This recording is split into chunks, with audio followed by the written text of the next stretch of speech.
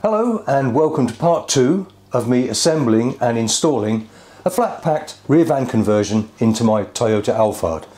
Now in part 1 I installed all of the T-trim to all of the doors and all of the units, and if you didn't see that I'll leave a link below so that you can watch that and then watch the whole process. Now in part 2 I'm going to be installing all of the hinges to the carcasses and to the doors, and then after that I'm going to be installing all of the latches to get everything ready for in the next episode so that I can start assembling the units and getting a good look at, what it looks like. Now if you're not subscribed to the channel, why don't you consider clicking the subscribe button and then clicking on the bell icon and selecting all so you'll be notified when I do upload those future videos. Anyway, let's make a start. Use the supplied 3D printed hinge guides to find the location for the hinge screws on both sides of the panels. The flat section of the 3D printed guide should be on the exterior face of the panel. Now there's not a lot of information there, but I think I've cracked it. So the tools we're going to need for the job are a drill driver, a screwdriver, a bradawl, the screws, the hinge guides, masking tape and a pencil. Now fitting the hinges on these insert doors, it's crucial that you get the hinge both on the carcass and on the door in exactly the right place, because as you can see there's a little bit of play there, so you want it dead center so that you're not getting it catching at the bottom here or at the top. Unlike overlapping doors like the ones I installed previously to the van, where the door actually overlaps the opening. So if you're a few mil out or even up to 1/4 of an inch out, really, it's not serious. I mean, it's not as if you can shave it, is it? Because, it's got the T-trim on it. Right, so we've got all the tools we need and I've come down to the workshop, so let's make a start at getting the hinges onto the first door and see how we get on.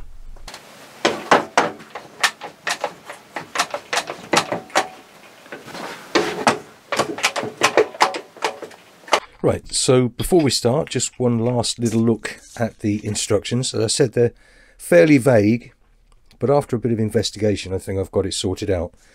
Now the things that are important to the installation are these 2 hinge guides that were provided by the supplier, the people who supplied me with the conversion kit.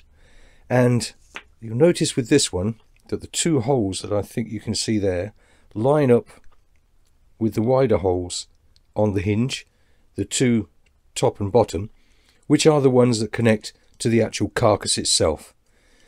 The hinges are an actual P shape, so we have T-trim and P hinges. And the overlapping piece of the hinge goes away from the door, so it overlaps the T-trim on the actual carcass itself. Now the other guide lines up with the 2 holes, let's just get that right, with the 2 holes on the inner part of the hinge. That's the smaller part there that actually attaches to the door. And the other thing that's very handy is that the guides are exactly the same size as the hinges. And that's going to play an important part in fixing the hinges to the door, the one part that was confusing me in the first place. So 2 hinges for each door, not that side obviously because that's where the latch is. So the hinges are actually going on this side here, and I've already cut the T-trim at the mark of the hinges, so the hinges will be going in there like that. That's the plan, and as I said earlier, it's really important that you get the position of this door top here, bottom I should say there, and at the top here with the same sort of gap so that the door opens without catching on the top or the bottom. Okay, enough waffle, so let's make a start. So what I'm going to do is turn this all around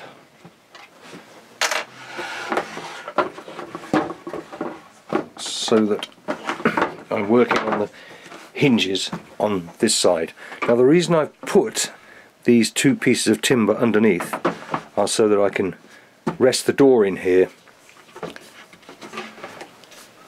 like that, but still give me a little bit of maneuverability to get things hopefully right.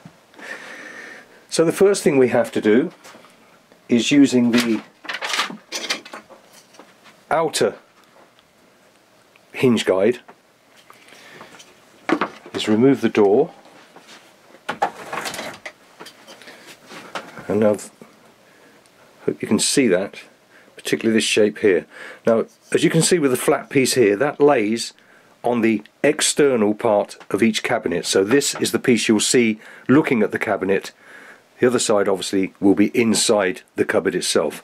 And you lay that flat on there like that, and then using these two holes and a bradawl, or a drill, but there's not a lot of room in here for a drill, you mark out where you want the outer hinge to go, and the same down here.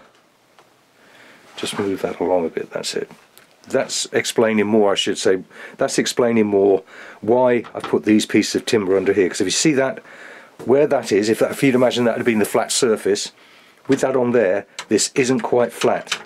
So just move the door into position like that, so that that pushes nice and tight on to the carcass itself. And then again, we mark the holes with the bradawl, and then hopefully we put the hinge on, and it will be in exactly the right location. Now when it comes to doing the inner door, what you do, this was the piece that was confusing me from the start, because I'm in here and thinking, how on earth am I going to mark those holes here and line them up exactly with the hinge that's in place? Now the way you do that is that you get some masking tape, and as I said to you before, these are exactly the same width as the hinge. So you put masking tape onto here, and then using this you line it up with a hinge and put the two lines like that, and the same down here. And then when you remove the door from here, you'll have the masking tape along here and along here with the location of the hinge marked on it.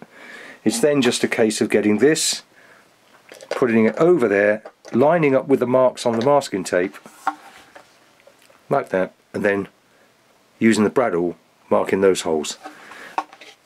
You can then put this into position and screw the hinges onto the door. Then you should have a perfectly working door. That's the theory. I'm pretty sure I've got it right. So what I'll do is I'll try these two, and on these two hinges on this first door.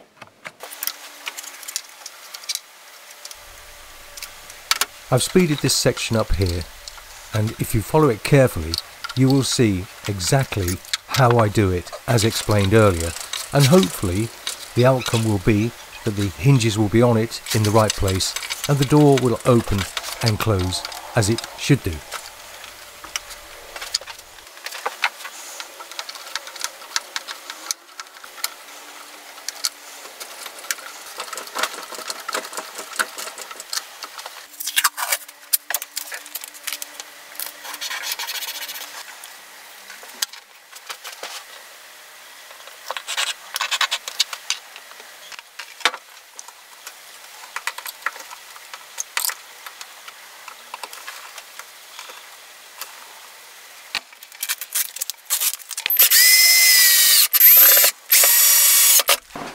So there you go. I hope you were able to follow that and that it all made sense. So that went well, and I'm pleased with that. So that's the first door with its hinges fitted. What I'm going to do now is I'm going to fit the lock and the lock stop to this door, so that at least that panel's completed. I've got a lot more to do, but of course you don't need to watch me do all of them, so I'll get on and see how we do. Use the 4.2 16mm screws here. Well, they all come labelled, fortunately, so we want the 4.2 16, 4.2, here we are, 4.2 16mm. So just get those cut.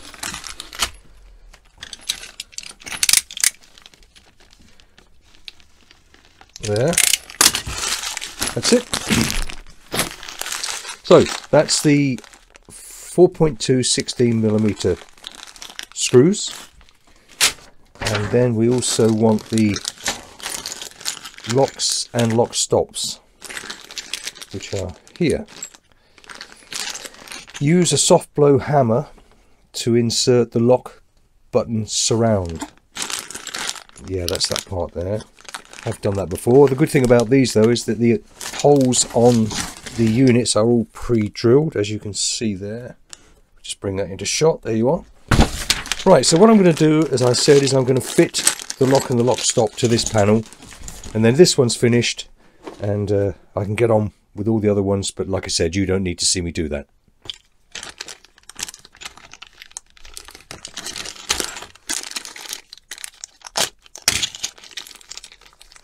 So that's what a lock stop looks like, and we'll get one of the locks out, give you a closer look at that. That's here, so as you press that, let's just get that centered. As you press that, and I guess that will slide into there like that. Slightly different to the ones I used the last time, but how difficult can it be? Right, I'll keep you here on my chest while I do this, so you can have a point of view look. So the hole's pre-drilled, as I said, and it's fairly obvious that that part of the lock there has got to come out that way. So that'll be in there like that. And as you can hopefully see then, as you press that, that's coming out like that. Now you put this over here apparently and tap that into place using a soft blow hammer. Right, so I guess you put that in first. Okay, so over here in the workshop we have the soft blow hammer that I use so much to put the T-trim in, and if I just get a bit of support behind that, under that there, come up here, and then you just tap that into place.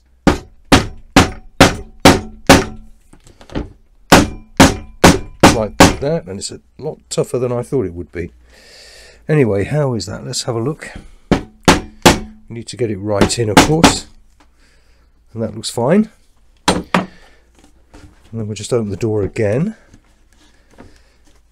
Bring this in from behind like that.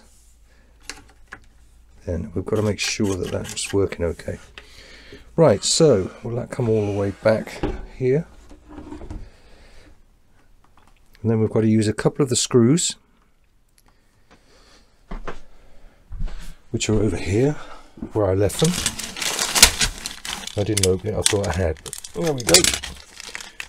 Right, 2 of the screws. There we go. Just get the little drill. Oh, just get the little drill driver for this. Everything's jumping around all over the place. Right, so I guess I've just got to make sure that that's working, and it is. So just give that a little bit of support, and then get. Now I think I would be better to drill some pilot holes with this. Yeah. Right, I'll go and find the other drill. Right, I'll just get a little bit more organised for this, so I'll just clamp this in place so it's not going to go anywhere. There we go. I'll get the lock back and put it in position.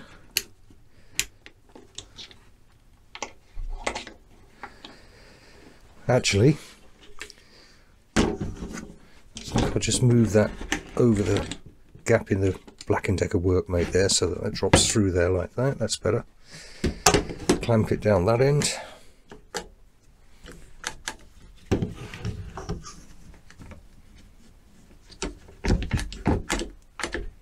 There we go. Okay, so I'll just check from underneath that that is working okay, and it is. Right, I just had to pause there. That is the inside of the door, isn't it? What a mistake that would be. That definitely is the inside, isn't it? Yeah. So what we need is a couple of pilot holes. I'll just use this tiny little drill. Don't want to go mad here. Okay. Get the little drill driver back, and the screws. Where did I put those? Here they are. Oh, I'm throwing you around all over the place here, aren't I? Right, and then the screws should go nicely into those pilot holes.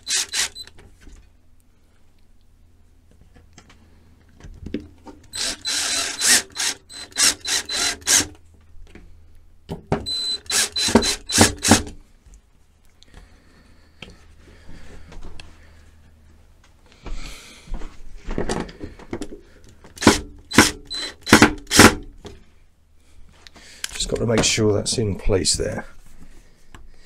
Now, is that going to work okay? Right, that's that. Right, bear with me.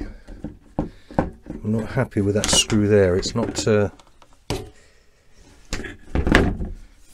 the way down. Let's use a normal screwdriver for this. Come on, out you come. I'll get one from down here. Right.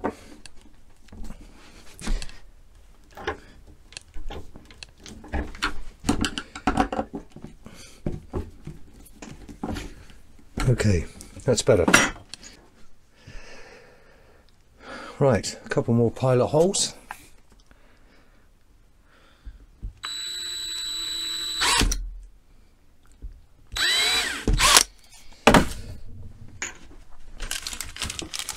Couple more screws.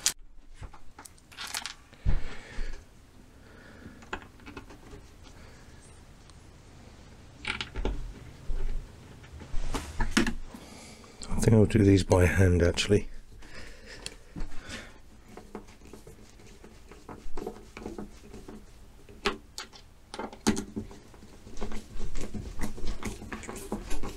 Make sure that's all the way down.